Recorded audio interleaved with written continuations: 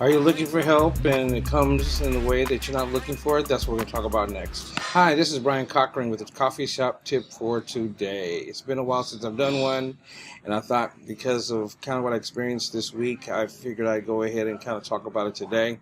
Let me have my sip of tea. All right, here we go.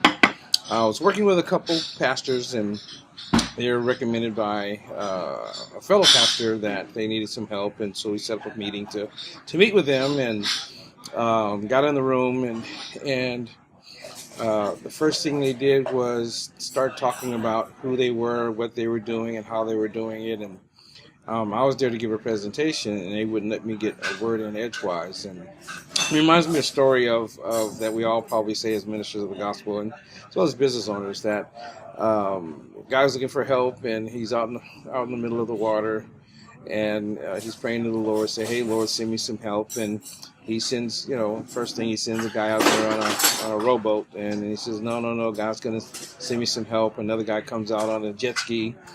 And the guy's, no, no, no. God's going to send me some help. And a helicopter comes and drops a line down and says, "Hey, jump into the basket. We're going to lift you up and take you to safety." He says, "No, no, no. God's going to save me. He's going to send me some help." And guy drowns, gets into heaven. And you know the rest of the story.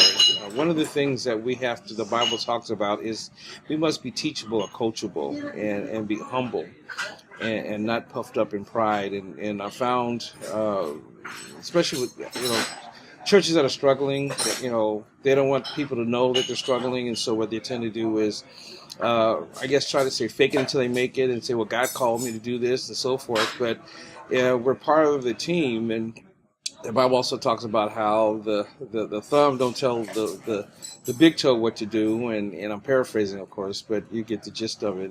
It's one of those things where when God sends you help, allow help to come help you, because the whole reason that we're on the same team, we're fighting the same fight, the good fight of faith, and so we'll succeed when we allow others to help us in our trials and tribulations, in our struggles, in our ministry, in our business, even at home. So the coffee shop tip of the day is get out of your own way, humble yourselves so God can do what you called him to do. It's ironic because one pastor was like, "Well, God told me to preach the gospel." Well, yeah, that's wonderful, but preaching to the four walls and not going out into the public is not, yeah, it sounds good and it's inspiring to yourself, but God's not moved by that because he's given us a prescription in his word of what we're supposed to do. Also, they were saying how they used to do it. I says, yeah, but seasons change and times change. Just like when a farmer, gets ready to plant its crop, sometimes they got to pull out some rocks or some weeds, and so the weather's changed. It's a little bit drier.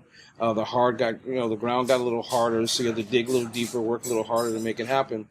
And so we too, in this walk with God, we have to do the same thing, have to look at our soil, look at our circumstances, and realize that the way we did it last year, the way we did it 2 years ago, 5 years ago, must change because times change.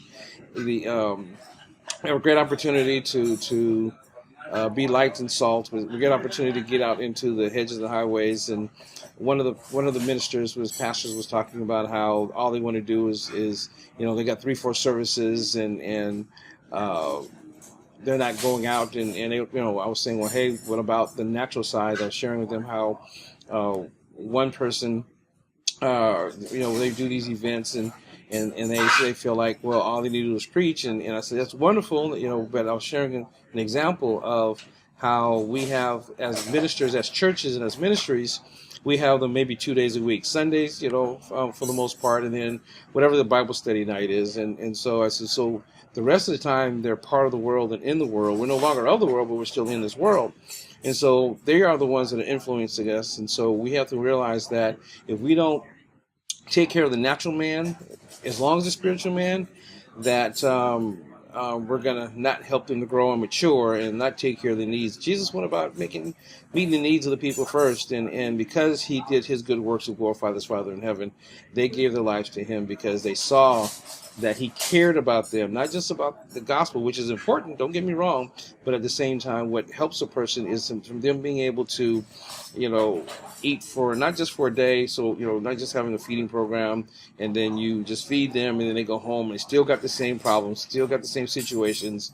Their faith has been built up enough because they can't get past their hunger or what they're going to eat tomorrow. So if you only, say for instance, you only have a hunger program and you're only feeding once a week, what are they going to do the other 6 days a week? So we have to teach them how to fish. We have to teach them to maybe they got some other issues and finding out why. So maybe you should do a survey.